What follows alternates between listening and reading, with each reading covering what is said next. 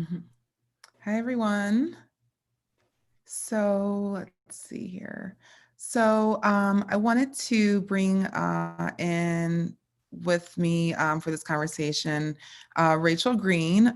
Rachel is one of the uh, co-founders of the Women of Color Coalition Facebook group, and she, as well as the other women involved in that group, were heavily involved in helping Joe Biden during the I wanted uh, to bring oh, sorry, I think I was getting feedback. Okay.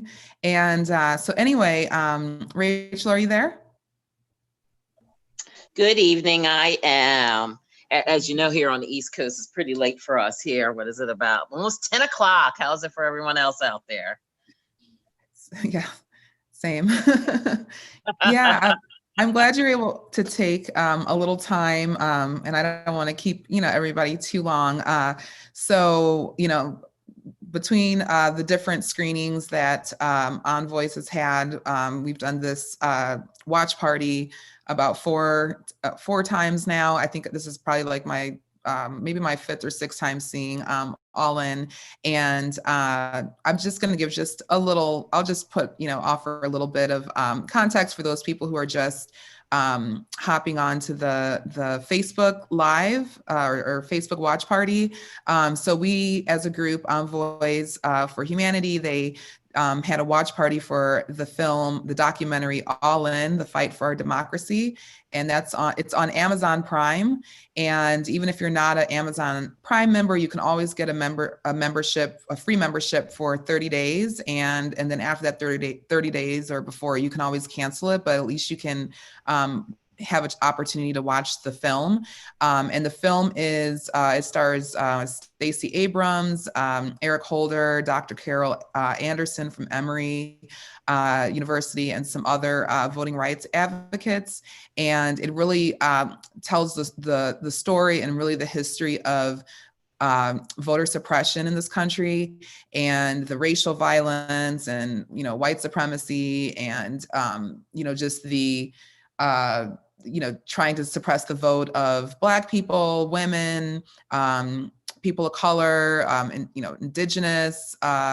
So it really, I've never, I mean, a lot of times you think the history, and you probably do, but there's so much history that's been buried because of the violence, around it. But a lot of this information is starting to come up now, and people are connecting the dots more. So one quote that I love is a quote from James Baldwin, where he says, people are, I think it might've been mentioned in the film too, but he says, people are trapped in history, and history is trapped in people. And that even correlates to the work I do with trauma-informed yoga education, is that it is true that they say the issues is in the tissues. The body does, hold on to trauma. So when you think about this film All In, this history that the United States has had around racial violence and voter suppression, we're seeing it play out now. So a lot of times, people, when they see what's happening here in Georgia, and the anti-Semitism, that's happening, regarding John Ossoff's candidacy, Reverend Warnock's church, Ebenezer Baptist Church, also the spiritual home of Dr. King, they've been getting, racist, threats, and, there's been, some threats and violence. And, then you see Trump just outrightly trying to, he was trying to, steal this election and overturn it. And, he was really pushing these people in Georgia to, help him. And I don't even blame him for doing that, because these people have been stealing elections, for decades. But all of that is not just coming out of anywhere. That is part of the history and legacy of, of the United States. So that's why it's so important for people to watch All In, especially if you're involved in politics, especially if you're an organizer and you care about voting rights or democracy. You have to see this film in order to really understand, where we came from, where we are now, and where things can go if we don't pass a new voting rights legislation, the John Lewis voting rights legislation. And if we don't do this, we can lose our democracy. And we became, very close with Donald Trump. So I just want to, that's all I really wanted to say for now, because I would love to hear your thoughts, Rachel. And, we can also open it up to, other first time watchers of the film, and just sharing maybe anything that touched you, anything that surprised you, and we can kind of go from there. Oh, thank you for that, Robyn. I think one of the things that really touched home for me tonight was the fact that as I was watching it, I actually went to, my daughter's 27, my son's 22, and I actually went to them and said, you know what, I need you guys to watch this. Watch this documentary. I think one of the things that you always look. I've had the courses in college. As African American woman, you live it. You hear it from your parents, your grandparents. But what it really did was chronicle very greatly the beginning through now, the suppression that has happened in the United States with voting rights for women women and those of color. So it really did an excellent job of just connecting the dots and being able to see the systematic racism that's built in to keep those from voting. And I think that's what you hear, those that say, oh, I just don't get it, just go vote, or why is this person a little nervous about doing it? Or, I just don't get it. They don't vote. And what people don't realize is when you think about women, especially, our white women counterparts in 1920, our women of color counterparts in 1965, think of the strides that were made just in that short period of time in voting. And the narrative in the press still is, oh, wait a minute, Black men weren't voting. If you remember that narrative, everyone. What were they saying? Black men weren't voting. People were going into their communities and trying to get them not to vote. What was the demographics of how many percentage points did they actually say at the end when the data came out? What was it for Black men? It was 90%, wasn't it? So after all that talk and all that hype and all that media having everybody think that Black men weren't voting or that minorities weren't voting, when the numbers finally came in, what were they? They were extremely high, and they did what they needed to do. So I think that's another thing too, that we need to not only look at our legislation, but we also need to look at our media and revamp how that's being handled as well. We need to have individuals with integrity who are willing to give us the truth and not just a narrative that helps them with their ratings or that sells papers, to be frankly honest with you. And You're muted, Rachel. Yeah. but also minorities seem to be perpetuated over and over and over again, and we're not addressing that. There seems to be this, as I say, the elephant in the room that we all just need to punch the elephant in the nose at this point, instead of everyone keeps dancing around. Let's give them a nice little punch and keep it going. And right now, I think that's what especially our young folks have done for us. I think a lot of parents and grandparents had to explain to their kids and to their grandchildren their decisions they made with voting for Donald Trump the first time. Now, after seeing his presidency, now after seeing how this country has progressed, and the kind of almost Hillary Clinton, she gets to stand on a big old soapbox and say, I told you so. When she said the baskets of deplorables and everybody ripped her apart and said that, oh, she shouldn't have said that and yada, yada. She was right on target. At the time, folks weren't strong enough to stand up with her and speak to what actually was going on right now. It was outright racism, sexism, and all the isms, as they say, were being perpetuated, and folks continue not to punch the elephant in the nose. So it's one of the wonderful things, I think. Oh, wait, yep. How did she get that out of all that? You know what I mean? But as I watched it, and just Stacey Abrams' story about when she went to the governor's mansion and just all that, think about all that. Like when she talked about that, I said, my goodness. I said, I think just about every woman and minority can give you that same similar story in one way or another, that they went to a job or they went into establishment and they were treated a certain way. And that stays with you. Either it fuels your fire or it suppresses you. And some, as you all see, it obviously fueled our fire because we're all on the line tonight. But we have to realize there's some people that it suppresses them, and we need to be able to give them that hand up and meet them where they're at, and help them get to where we're at, to be frankly honest with you. So that's why some folks that, there are some folks that we're going to have to reach back for that are on the fence that did actually vote for this man.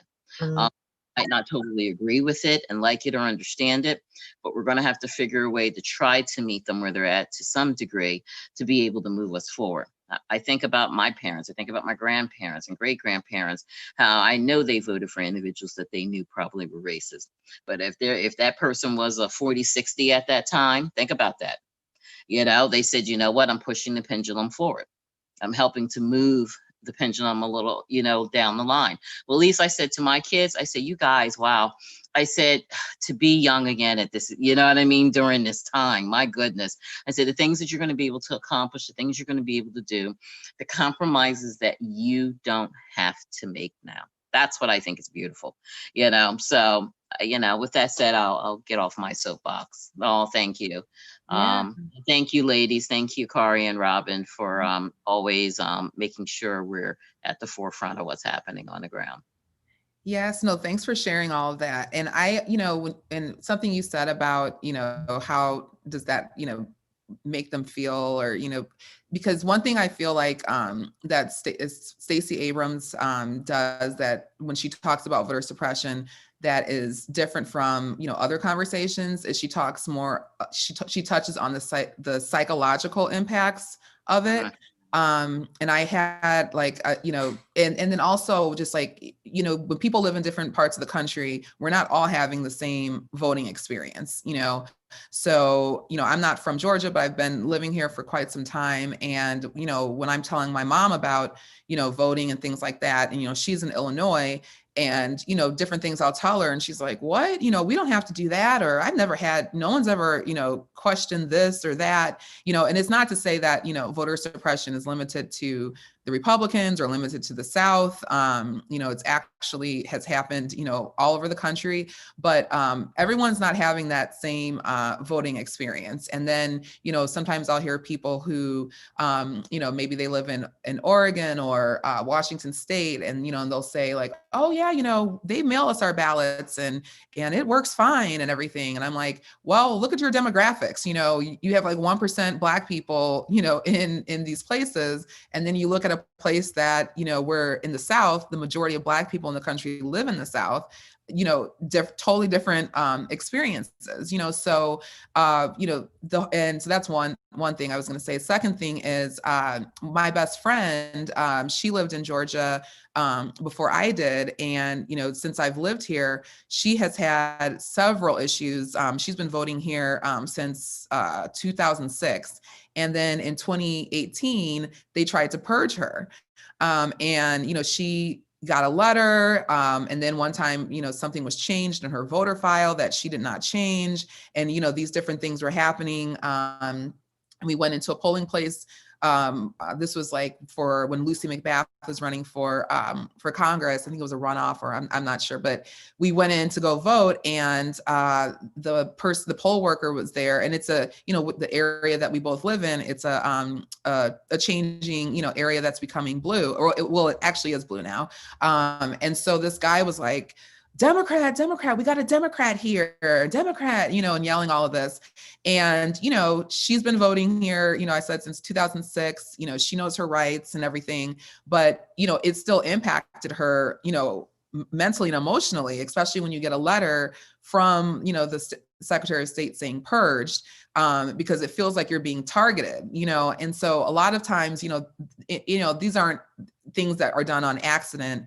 When you look at the history, you can kind of understand why, for some people voting, hasn't been like the most pleasant, experience, especially if you, feel intimidated, when you go to the polls.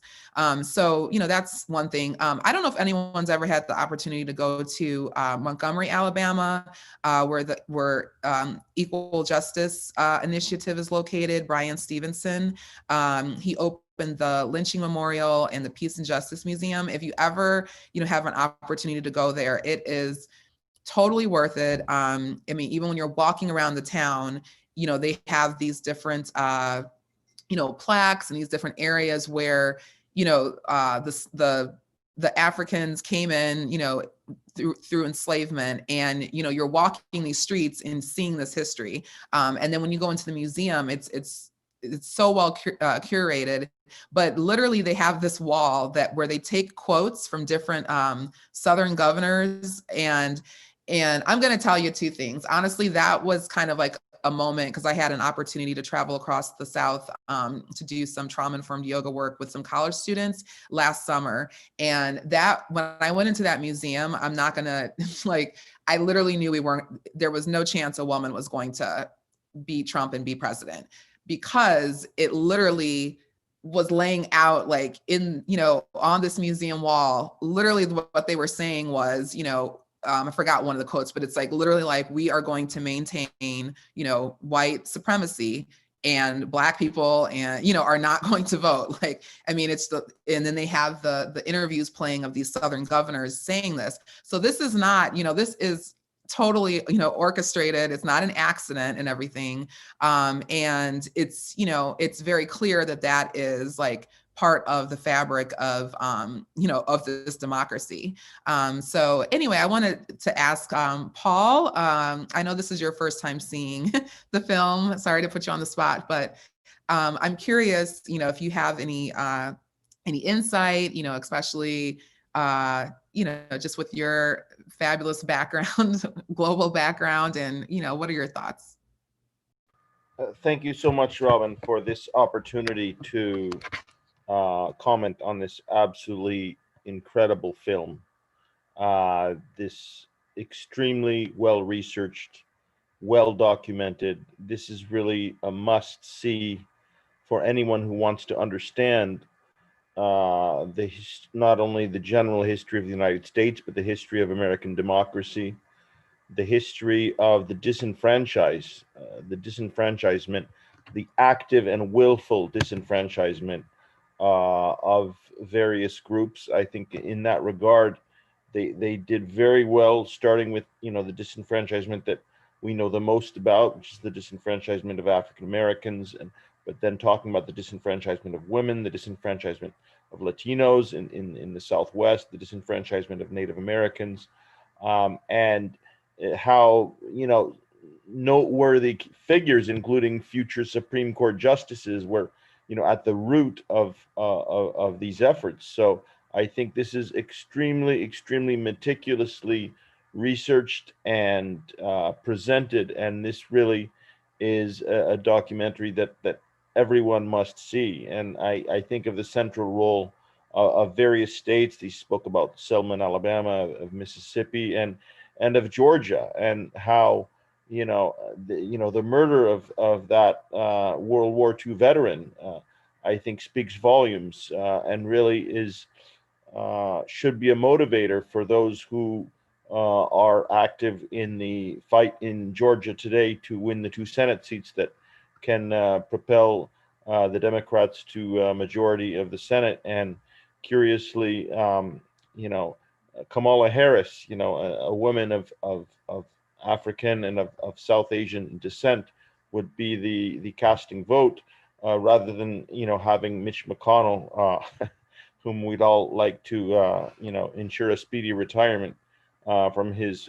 position in leading the Senate. So I think that this documentary is really a wonderful piece to really move us in that direction, and really a motivator to get out the vote. Yes, absolutely. So many thoughts here. No, but it's almost, I mean, just even when Trump ran against Joe, and they were it was like Star Wars, or just some movie of good versus evil, and everything.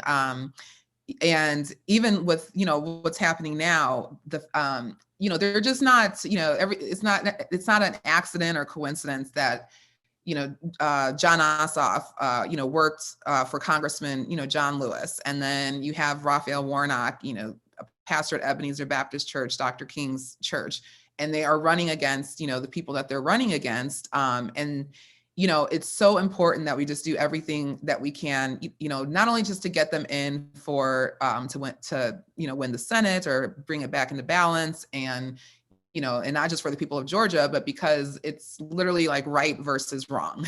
And it can't be any more, clear. So it's like, if this was a movie, like what would you be like rooting the characters to do? So, which is like continue to fight and continue to push forward. In the chat box, there's a bunch of resources I had put together that if you can follow up with after the film. So even if you just click on the links and then just bookmark it, or like, watch it later, but there's a lot of good information in there regarding Brian Stevenson, and then Isabel Wilkerson and her book, Cast, and various things. But one thing that stands out to me too is when it talked about after slavery ended and Reconstruction, how there were various Black people that were, elected to office, at that time, and how many Black people were voting, at that time, and then how that number just continued to dwindle. So it's not like all this time that people weren't interested or engaged, in voting after that, but it was all of these tactics, that were done. And then, as we saw with like the Obama coalition from 2008, right after Obama got in, and then when Republicans were able to get in and, and take control, they just started, enacting laws that were just targeting literally, the Obama coalition, and we're continuing to, to see this. So I wanted to ask, Pat, I know I'm putting people on the spot here. Pat, Duncan, did you want to share, your insight or your thoughts? I just had a chance to meet Pat, not a couple of days ago, really, but I just thought you had an interesting point of view. And I know you've seen a lot traveling around taking photos of President Obama. So would you like to share anything? Yes, I would. Thank you so much, Robyn and Carrie, for inviting me. And of course, Rachel. I didn't get to see all of it because I had some serious issues of getting in, but I got in. And so I kind of will piece it for you. So the Bloody Sunday, my family, we went up to Birmingham to the Civil Rights Museum. And my husband is a retired firefighter. And when he saw the hoses that they poured on the people, that hoses are used to put out fires, not to hurt people, he just froze. And I said, Kev, are you okay? And he said, I just need a moment. And my daughter, who at the time was 30, she just froze. And then I looked up and she was gone. And I looked up, my husband was gone. And I'm like, and they were like, I just can't look at it anymore. That's one piece. Two piece is voting. My sister was the first Black Secretary of State of Colorado. She was elected in 1994 as a Republican because we were a red state. And that was the only way you could win, especially as a Black woman in Colorado. But she was the underdog and she prevailed and won. And then she won re-election, even though the media just came out and just lied on her. And it's what I tell people. There's going to be 5 stories to that one story. So you've got to decide who's really telling the truth. And you're going to have to pick in those stories what is really factual. And so she was reelected. And unfortunately, she died 6 months later after her reelection. But she did great things in those 5.5 years. But one of the things was my mother was like, you have to register to vote. So at 18 years old, we all were living at home at that time. My mother took us to vote. And so I have always really been involved in voting. And it just is amazing to me, the voter suppression, because we don't have it in Colorado. Yes, we are a white state. We only have maybe 5% Blacks. However, we are totally a mail-in state. So you can mail in your ballot, you can do early voting, and you can vote on election day. And so we sent out 1.2 million ballots, 1.1 were returned. And we only had maybe 5% that did voting rights. voting on election day. Three is for Stacey Abrams, for her, is she didn't get into the governor's mansion. For me, in 2014, I was invited to go to President Obama's holiday reception. And it still kind of makes me tear up, so I don't mean to cry, but I went up there, you have to go through all the Secret Service and everything, and then the dogs came out. And I'm just a dog lover. So I played with the dogs, and my girlfriend said, it's time to go. And I said, oh, okay. So we go up, and I get to the door, and I just stand there. And she's like, what are you doing? After about like 5 minutes, I said, oh, I'm waiting until Secret Service comes and opens the door for me to go into the White House. And she said, you are a guest of the President of the United States. So you're coming to his house. Therefore, that means you open the door and go in. And I still stood there. I could not believe I was getting ready to enter the White House, which was my very first time even going to the White House, let alone because the President of the United States was the first Black president. And I will end it with John Lewis. This is the 55th year of the Voting Rights Act of the 1965. In the House, they passed the Voting Rights Advancement Act. Well, they have now changed it to the John Lewis Voting Rights Advancement Act. We need you in Georgia, Robyn. I don't care. I don't know if you live in Georgia. We need you to get those 2 senators in there so we can get it on the table of the Senate and we can get this passed. And so that's what I'd like to end it with. I'm really into the voting piece, and I'm going to do everything I can, Robyn. I'm going to join the voting something, but that's where I'm not a political person, but I am really into voting. So thank you again. Thank you. Thank you for sharing those stories. Appreciate it. And then I'm gonna wrap up soon, but I did want to say that, what was I gonna say? Oh, one of the best things you can do regarding this film is to share it, tell people about it, share the link or share the trailer. And we're just continuously trying to, get, as many people as we can to see this. And it's going to be, relevant from here on out, as far as we have a democracy. So, we just want to really raise the awareness around the film. And then did anyone else want to leave any comments or insights or thoughts? Just unmute yourself if you do.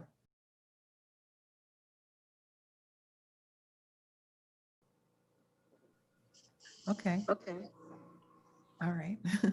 Yeah, I know it's a lot, especially when you first see it. It's like a wave of all kind of emotions, happening, rage, and then like sorrow and, all kinds of things. It's an emotional roller coaster.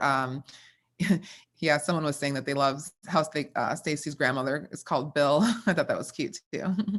Yeah, so it is a lot of history. Yeah, policy. Yeah, it's a lot of history to unpack in 2 hours for sure. And every time I see it, I'll notice something, hits me differently or something stands out. And then there are those stories like the Maceo Snipes story that, is always there too. So, another interesting thing that's happening now in pop culture is there's a lot of overlap with talking about, some of this, this period of history with, entertainment. So like the Lovecraft Country on HBO, that's a series that was on HBO that they did a really excellent job, interweaving, horror and sci-fi with history that was happening, around the 1950s, early 60s.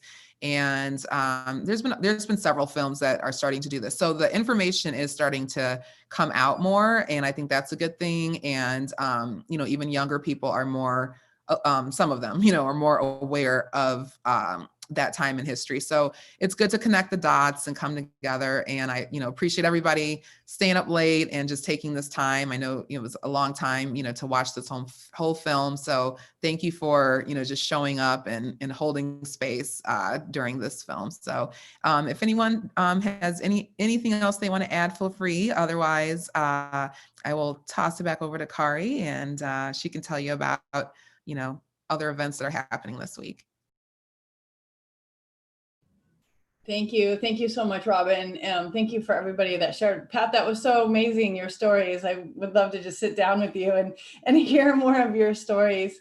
So I think one of the most important things to do, especially as white people and as white women, is this stuff can be jarring and emotional, but we need to put that aside and just focus on the work.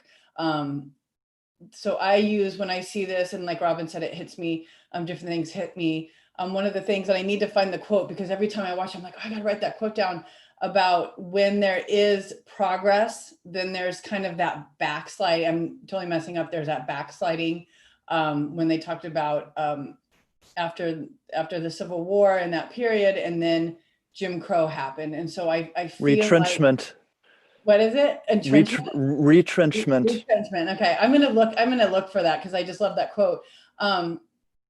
I feel like we could be in one of those moments if it's really up to us. It's really up to all of us, having this knowledge and having these experiences to move forward and to make sure that we get people to vote and we help people to vote and help make people the process as easy as possible, even in your own little world, even if you're not a politician or you're not political. It's really just getting the word out there of how you can vote and the different ways to do it. And it's so important. And then also making sure that you are aware of what's happening in your local politics and even on a federal level of politicians that are not doing this and not holding, that are doing these voter suppression tactics and things like that, and holding them accountable.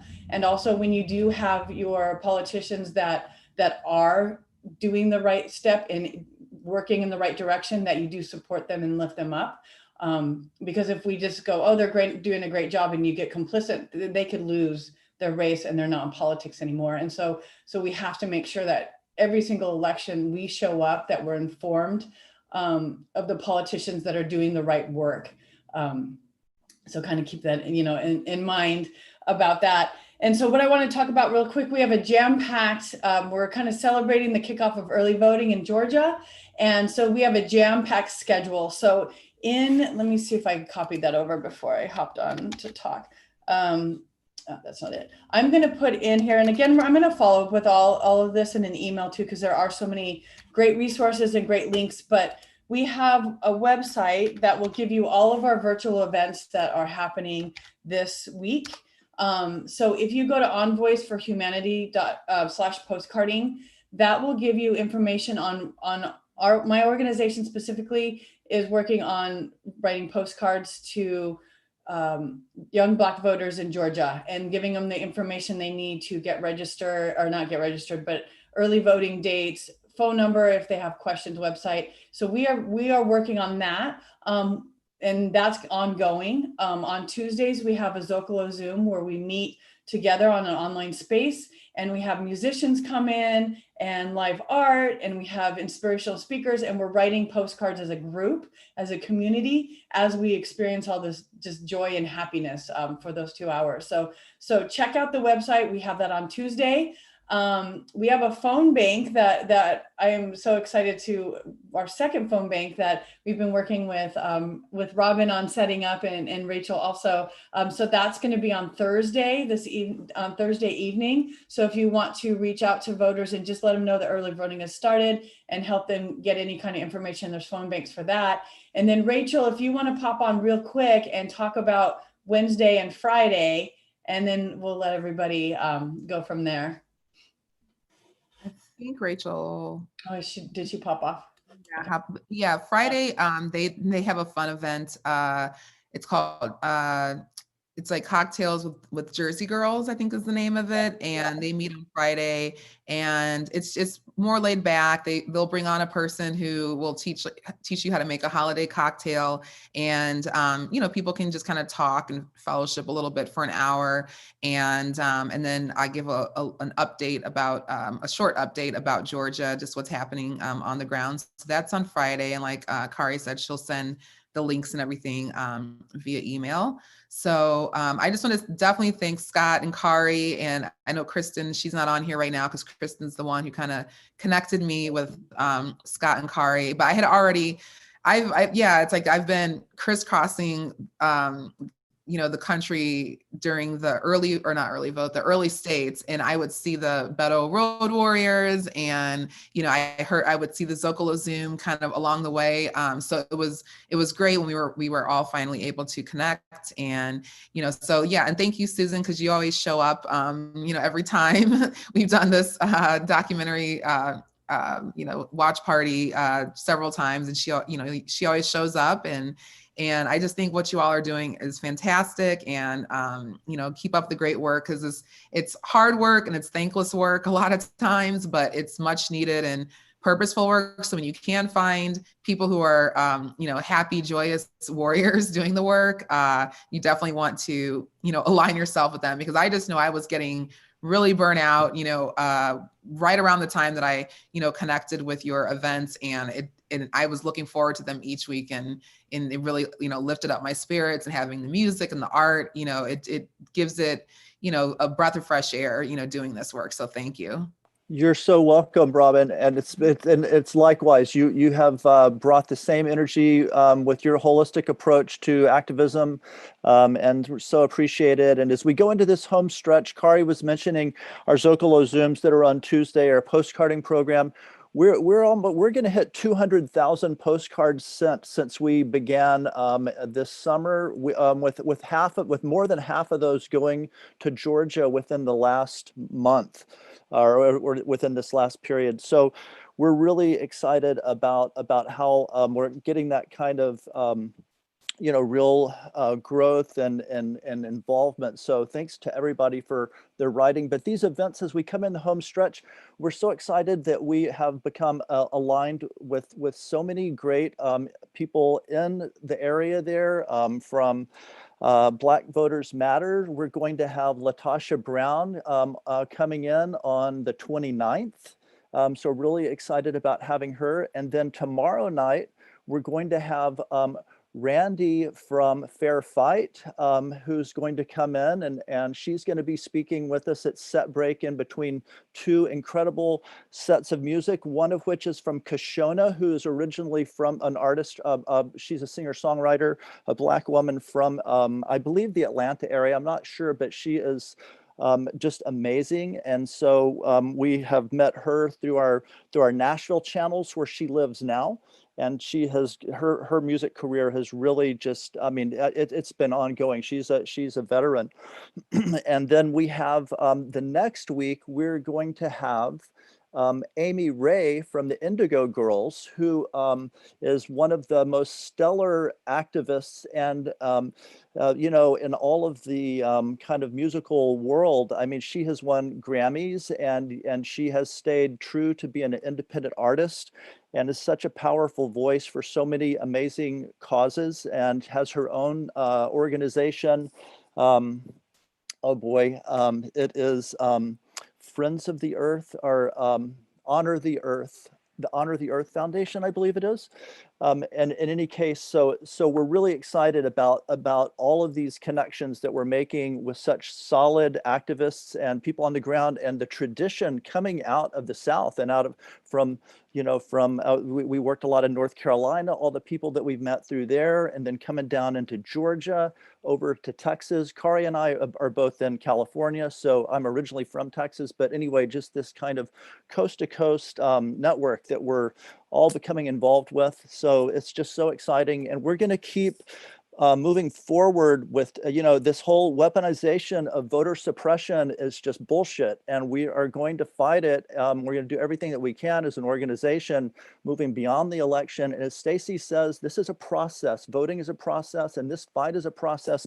Even if we get this John Lewis Voting Rights Act, it's still going to be a process, because these people they're entrenched, and they it's a part of the fabric of this country, and that has got us in this terrible place that we're at. So it's not going to go away. So anyway, that's my soapbox, and really excited to move forward and going into the new year to continue to show this movie. And I want to figure out a way to make this movie more available. I think a petition to, I don't know, some kind of thing to Bezos and the team there, that they need to make this movie free, and they need to get it out to the people. And this needs to be a movement. This needs to be a part of the movement. This movie needs to be a key core part of the movement to fight against this weaponization, of voter suppression that they have done. So, thank you so much, Robyn, and looking forward to tomorrow night with you again with and meeting Randy. You guys, Scott and Robyn and Kari, I was a national co-chair for Black Women for Biden. And so we had two songs made for us. And one was called Vote for Joe. And we have another one called When We All Vote. And the young lady lives in Atlanta. Her name is Nisha Nice. And if you guys would like to use those songs that use When We All Vote, I'll be more than happy to share it with you. Just make sure that you say, who the artist is and that she is a Atlanta resident. But it's a great rap song. You guys are going to love it. Do you want me to put it in well, no, I can't put it in the chat room. So will somebody send me, I have Robyn's email address. I will send it to Robyn. You guys listen to it and let me know what you think, and you are more than welcome to use it. Thank you, Pat. That's amazing. Yes, definitely. I did, if you want to get in touch, I did put my email address in the chat. It's Kari@onvoiceforhumanity.org. So my first name at onvoiceforhumanity.org, which I misspelled in the chat. So, well, thank you guys so much. Again, share this movie as much as you can. I'll make sure I put the trailer also in the link in the email, so you can share the trailer. And, if you can have, your family sit down and just kind of share it, because education is so important to keep this moving, and the momentum is there. The momentum's building, and it's really up to us to keep it going. To make changes. So thank you guys. Thank you for joining us, and have a great night. And hopefully we'll see you tomorrow. And if not, at some event that we have hosting the rest of the week. Thank you guys. Bye.